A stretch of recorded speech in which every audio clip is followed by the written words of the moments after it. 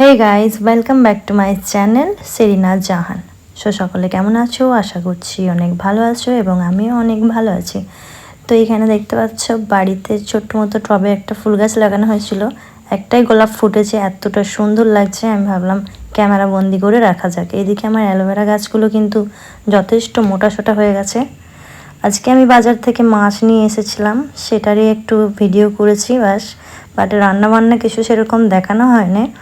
আজকের ওয়েদারটা জাস্ট একদম ফাটাফাটি একটা ওয়েদার, চারদিকে একদম মেঘলা, তো যার কারণে আমি ভাবলাম ক্যামেরা বন্দি করে রাখা যাক। আজকে আমার বাড়িতে এসেছিল আমার বান্ধবী, তো বান্ধবী আজকে নিজের তরফ থেকে ট্রিট দিয়েছে। ও নিয়ে এসেছিল ফুচকা, মোমো, তো সেটারই ছোট করে একটা পার্টি করেছি নিজেদের মধ্যে। সবাই মিলে খাওয়া দাওয়া করেছি, একটু সন্ধ্যাবেলা একটু গল্প গুজব করেছি, এইসবই আর কি।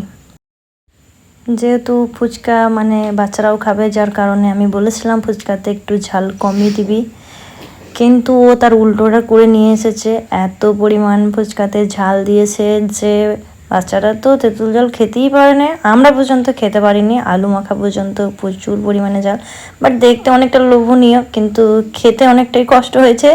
যারা ঝাল খায় তাদের জন্য কিন্তু অনেকটাই ভালো, কিন্তু যারা ঝাল খেতে পারে না, যেমনটা কি আমি, আমার বান্ধবী নিজেও ঝাল খেতে পারি না আমরা, তো আমাদের জন্য কিন্তু একটু টাফ হয়ে গেছে উদ্ধার করাটা। তো যাই হোক, আমরা কেঁদে রেঁধে হলেও, চোখের জল ফেলে হলেও কোনো রকমে উদ্ধার করেছি বলা চলে। যাই হোক, মোমো কিন্তু নিজেরা হয়তো এক পিস সামথিং খেয়েছি, যেহেতু বাচ্চারা ছিল, বাচ্চারা মোমোটা অনেকটাই পছন্দ করেছে, তো মোমোটা কিন্তু তারাই খেয়েছে। আমরা ফুচকাটা উদ্ধার করেছি, কিন্তু তার শেষে আরেকটা রেসিপি ছিল যেটা আমাদের ব্লগে দেওয়া হয়নি।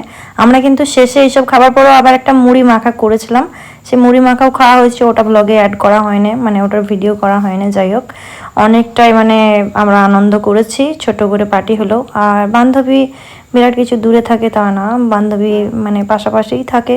ও ডিউটি থেকে ফেরার পথে এইসব নিয়ে এসেছিল বাড়িতে। এইসব ছোট ছোট আনন্দের মাঝেই নিজেদের সুখ খুঁজে নিতে হবে এবং নিজেদের জীবনটাকে এইভাবেই মানে এগিয়ে নিয়ে যেতে হবে আস্তে আস্তে। তো যাই হোক, অনেক কিছু কথা বলে ফেললাম, শেষ পর্যন্ত ভিডিওটা দেখার জন্য অসংখ্য ধন্যবাদ। আর ভিডিওটা কেমন লাগলো অবশ্যই কমেন্টে বলবেন, এবং ভালো লাগলে একটা লাইক কমেন্ট করে দেবেন। Thank you.